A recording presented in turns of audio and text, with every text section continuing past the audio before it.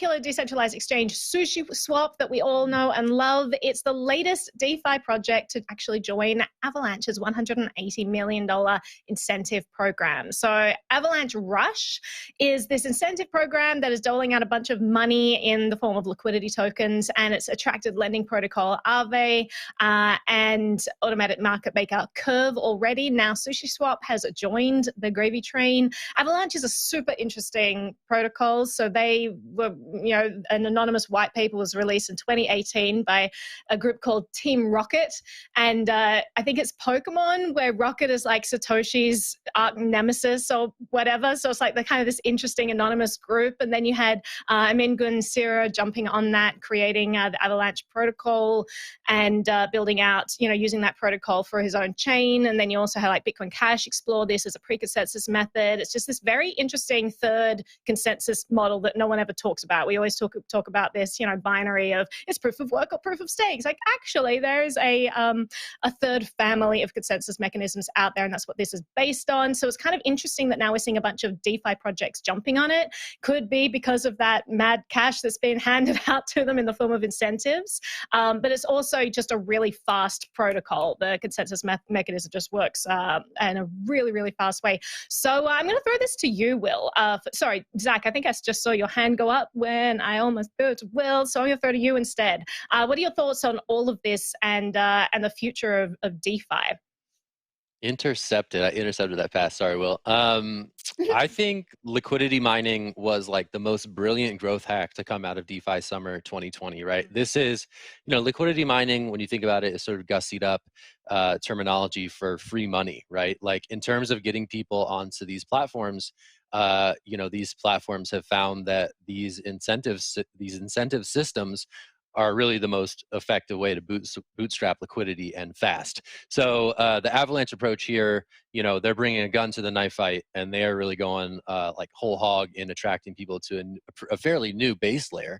And they're getting some pretty exciting DeFi projects, one of them being SushiSwap, to set up shop on their network. And they're saying, hey, all you DeFi people out there, come on over. We got $15 million in extra token incentives for you to commit some of your assets to this fledgling protocol. So I think, just like the phenomenon of liquidity mining, I think we sort of take it for granted, but it was really this profound innovation from Compound and others last summer that really set this DeFi thing off in motion. I mean, you just see people responding to these incentives in big ways, and I would expect that to happen here in this case as well, as DeFi degens look to maximize their returns. I'll kick it. I'll bounce it back to you, Naomi, and then I won't intercept it when you give it back to Will.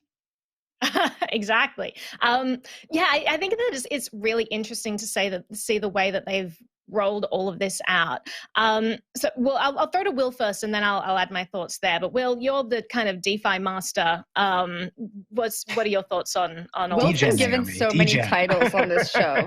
Many titles. I deserve them all and more.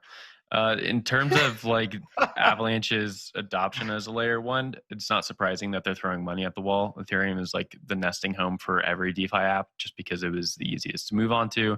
Most people code in Solidity who are in the space now, or like most people have the ability to learn Solidity and start using that programming language and boot these things up. Ethereum has a very empowering culture for developers, and people don't like moving outside of that space. There's kind of like an Ethereum maximalist vibe going on, the same way they have Bitcoin going on nowadays.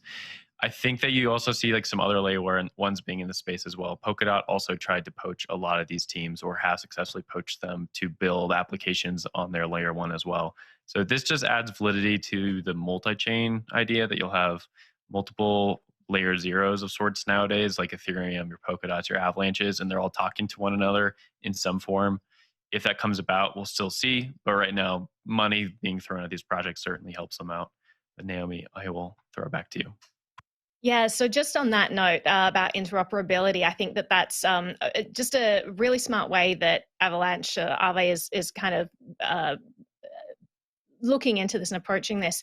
So you have this quote from Nate George, who's a crypto asset analyst at Cumberland, who says, as interoperability infrastructure advances, I imagine there'll be an argument that the lines of which chains you are on will blur and be abstracted away from the end user experience. This is something that Amin has also talked about a lot, just providing those bridges between all of these layer one chains so that the user doesn't really need to know. They just want a good experience. They just want it to be fast and cheap and, you know, to have a lot of liquidity on there.